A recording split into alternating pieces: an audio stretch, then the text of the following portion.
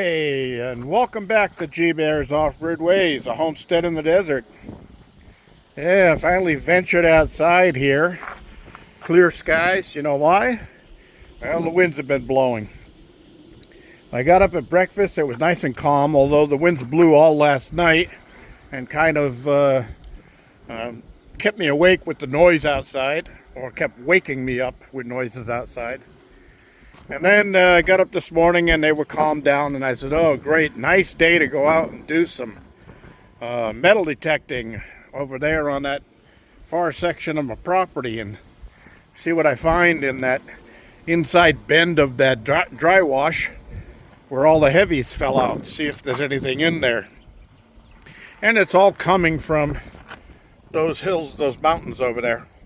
But somebody was asked me what float is, and float, when somebody says quartz float, that's any of the quartz crystals that have moved away from their original location and they've flowed downhill, usually in high winds or heavy rains and things like that. And they call it float because it's floated away from its original location, its original existence. So, that's your little rock knowledge for today. Oh, wow, there's a couple of clouds over on the other side of that mountain, and there's the winds blowing again. Why don't you go figure.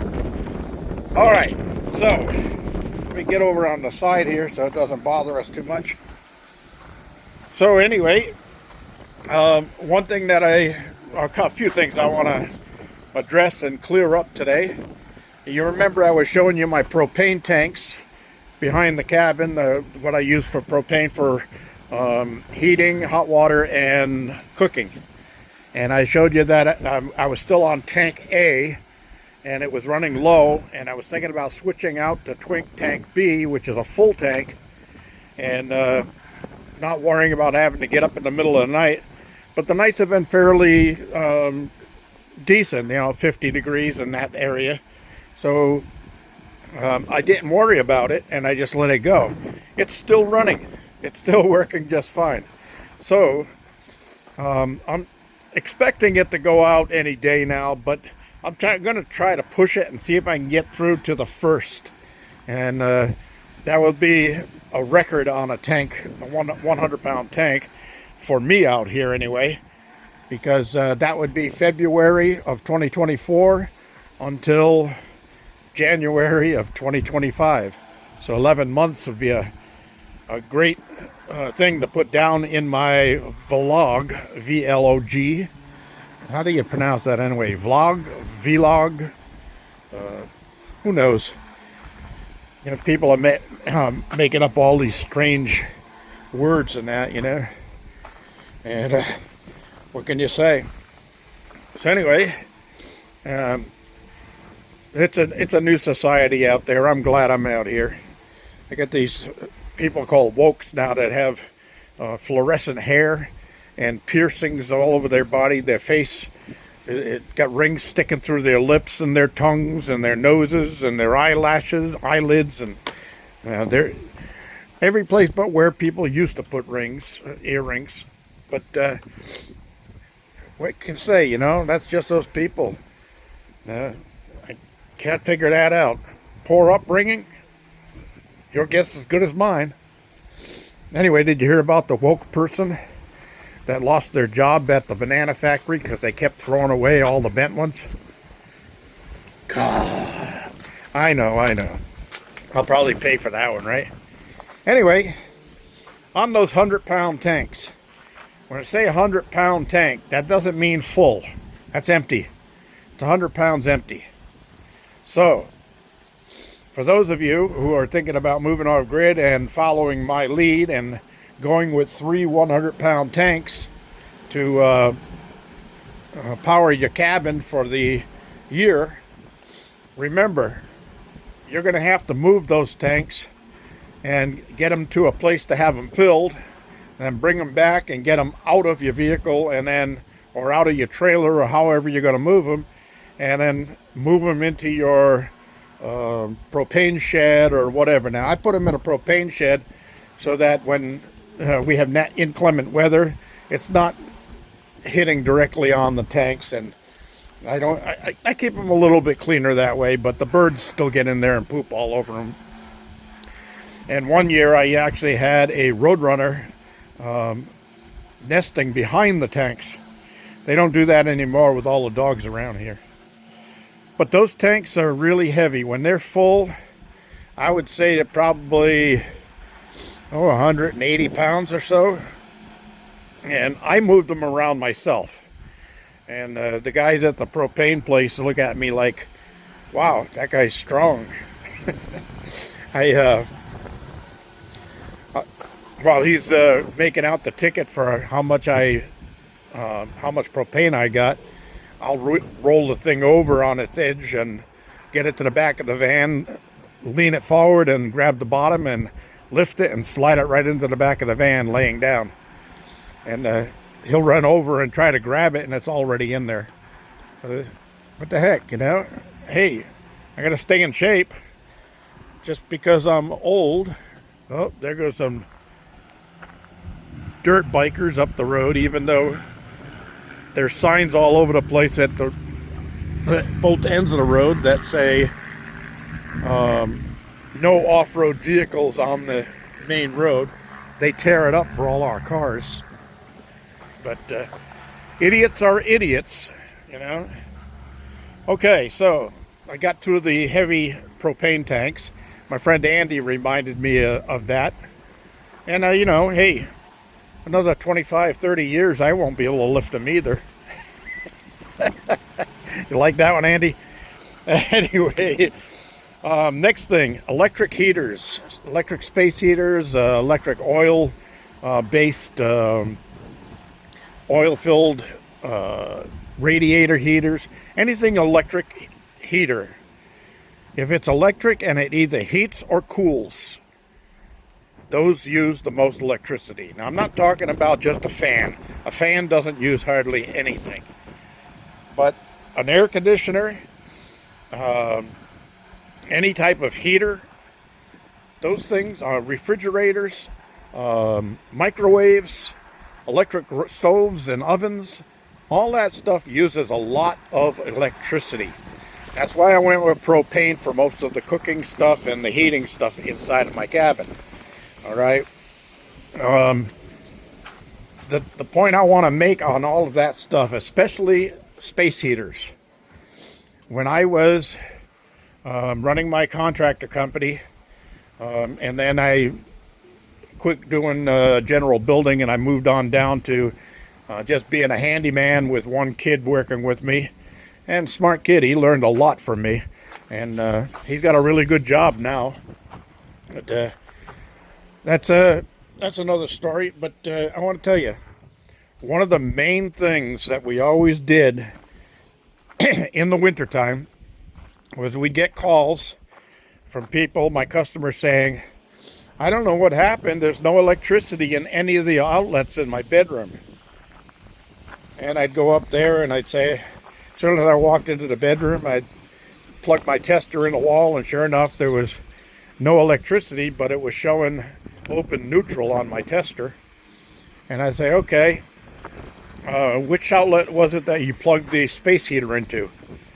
And they look at me like, how did you know that? And then they point over that one right over there. I go over there and pull the plate off, and sure enough, burnt neutral. All right.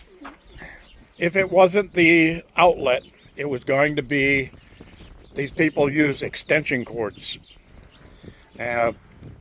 Never. I don't care how short it is. I don't care what you think about it. Don't ever use an extension cord with any electric heater. Just don't do it. All right? The extension cord, because of the length of it, you have a voltage drop in it, and you're going to be overheating that cable to try to power that heater. And you're going to end up with, if you're lucky, you'll end up with just the cable burning and shorting out, and then the power going off on it, or you'll hope that a breaker pops and doesn't burn your house down. Do not use any type of extension cord. Don't use power strips. Those safety power strips they say that people all plug their computer stuff into. Don't plug into one of those. You're going to use an electric heater. It's got a short cord on it for a reason. You plug it into an outlet in the wall, and it has to stay within that distance of that cord from the wall. You can't extend it anywhere, all right? Well, you can, but don't blame me if your place burns down. All right? So that's another one. The next thing is, we had talked about rodents and pests out here in the desert and other places off-grid. Okay, rodents are the number one because they get into everything. And if I didn't move my van every now and then, or at least start the engine, they would probably get in there and chew up all my wiring and that stuff. So I would have to pop the hood and put a solar light on there and keep a light burning, so that keeps the mice away. The mice and the rats don't like light. They're nocturnal. They like coming out at night. The other thing that they do is they don't go running across the wide open fields. They stay up close to the edge of the cabin walls. It's just their nature. That's the way they do that. Okay, so they like being up close to things. So they'll get in on your vehicle. They'll climb up on the tire. They'll go across the underneath the vehicle. They'll go across your drive shaft. They'll get up into the engine. You don't want them around, so you want to use light for that. But don't ever, ever, ever use poison. Okay? A lot of places now, a lot of states have outlawed mouse poison and rat poison. You can't even buy it anymore. The stores don't even carry it. And the reason for that is the mouse or the rat eats the poison. The mouse or the rat goes out. A cat or a dog or a coyote or a bobcat or whatever gets a hold of that rodent when it's sick and dying and eats it, and you just poisoned another animal. Okay? So don't ever use poison. Now, some people have said that it works for them because they don't have mice or rats anymore. They mix baking soda in water, and then they put the water out where the mice and the rats, like right up there in the corner. The mice and the rats will go in along the wall there or along the wall there and go into the corner, and they'll drink that water. And mice and rats can't use up the gas they get from the baking soda, so it ends up killing them. Now, that's fine for if that's the way you want to go. I don't like that method. I've also heard of using baking soda mixed with corn muffin mix. Just cut the box enough so you can get some of the baking soda in there, and then shake the box up and just set it down. The rat or mouse would chew right through the box to get to what's inside. They eat the cornmeal and the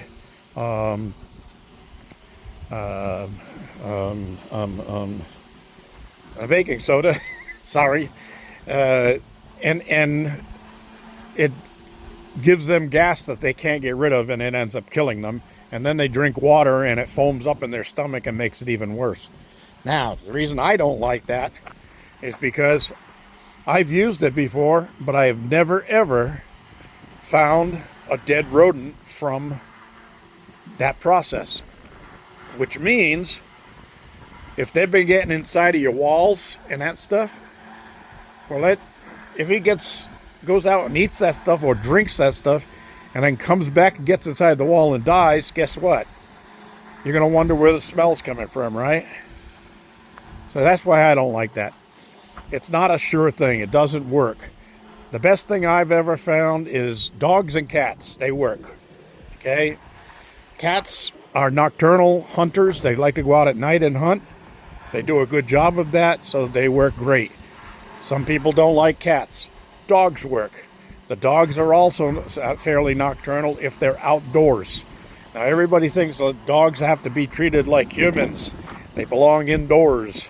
They got to sit and sleep on the couch and the chairs. That's not true. Trust me. These dogs were not. Let's see. God didn't build them that way. Okay, they are from wolves and coyotes. They're ancestors, and they've come down the line. They've gotten a little bit more domesticated. But even when I had dogs back in the city, the dogs never got on any furniture. They always slept on the floor, or I had a little dog bed for them that they slept in, okay? Just a little box on the floor with a little doggy bed in it, or even just the doggy bed on the floor. Or most of my dogs didn't even like that. They just slept on the carpet in the corner up with their back against the wall. They loved that. All right? So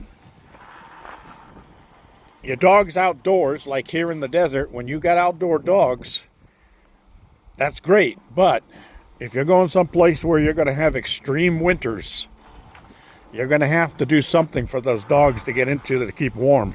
Because they're not going to do much hunting in the below 0 degree Fahrenheit temperatures. They're going to be looking for a place to keep warm. So you need to give them a warm place to stay. All right, build them a nice dog house, insulated, with a flap door on it, so that when they go in and out, the flap door closes with a little magnetic strip on the bottom, so the winds don't blow it open on them. That's the way to do it. Out here in the desert, we get a few cold nights a year, but the dogs go inside their dog houses and they get together in a group. For those of us that have multiple dogs, and they keep warm by snuggling together. All right, they're all a family. All right, so that's what I want to get out today. I'm standing out here in the wind. It's a beautiful day, but I wanted you to be able to look at some of the scenery while I jaw jabbed around here. So, hey, my TV antenna is still up there, still working after 10 years. And I still have a backup in the garage, just in case that one ever gets blown down and smashed to smithereens. I'm sure someday I'm going to have to take it down and replace the little plastic insulators that are, they're PVC insulators that are insulating the wired parts from the main base of it. And desert dried them out. I'm sure they're so brittle right now, if I went up there and grabbed it, they'd just break. All right, everybody, I'm going to go inside. The wind's starting to pick up again. Oh, it's nicer over here. I want to thank you all for joining me. Don't forget, subscribe. Oh, I'm sorry, I'm looking at an emergency vehicle down there on the highway. Anyway, don't forget to subscribe. Don't forget to share. Give me a thumbs up. Click that thumbs up. That's a real important thing. It doesn't cost you anything to do that. It doesn't cost you a penny to click on that little thumbs up. Even if you don't comment, click on that thumbs up. That really counts. I really appreciate everybody. Thank you for joining me. G Bear, signing off.